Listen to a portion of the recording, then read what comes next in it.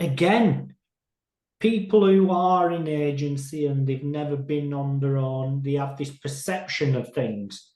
But in reality, they just think, oh, well, the agency is making all this money from the client. I'm doing all the work. If I just go on my own, I can make loads of money as well. Yeah. But Yeah. obviously, now, we live in the real world, and reality is, you know, you can't bill 100% of your time because, you need to spend unbillable hours doing the business things, generating the business, talking to clients, Yeah. and all these other things. And I think factoring, so as a percentage, what would you say you've managed to come up with as billable percentage?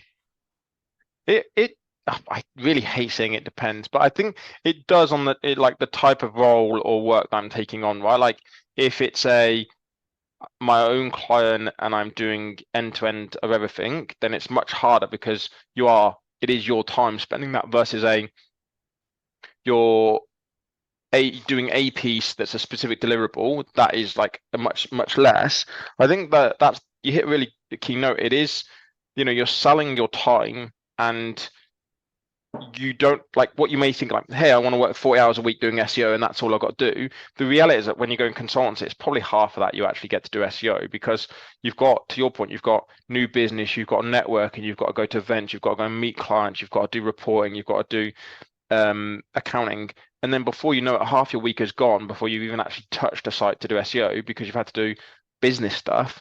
And I think that's the key thing is you have to be prepared to either not want to grow it as fast as you think you can and make all this money to your point of like, I can make the same money as an agency and I can do a better service, or be prepared to build that team of freelancers and networking and then not have as a consultancy, have it as an agency. But they're very different models because then you've got you've got to deal with HR, and when those people have issues, you've got to like have that personality and that empathy to discuss those issues and work within the remits of like what the issue is. Um, you know, it's tough. Some freelancers love it, some don't, some want to like, and I think people think consultancy is a lifestyle business. Like I definitely did. I was like, go consultancy, I go travel for a couple of years, do Bali, do Thailand, all that sort of stuff. And the reality is like, it doesn't, it can be done, but not if you really want to grow a consultancy to make it like really good money. It just isn't sustainable because if you're doing it yourself, which you should because it's a consultancy, you can't go and enjoy yourself and do all that stuff and work X amount of hours to deliver all the stuff clients want and stay up to date and understand their niche and their industry and their sector to understand the legalities and the complexities and deliver all that stuff at a really high level if you're off traveling and exploring 8 hours a day and enjoying yourself.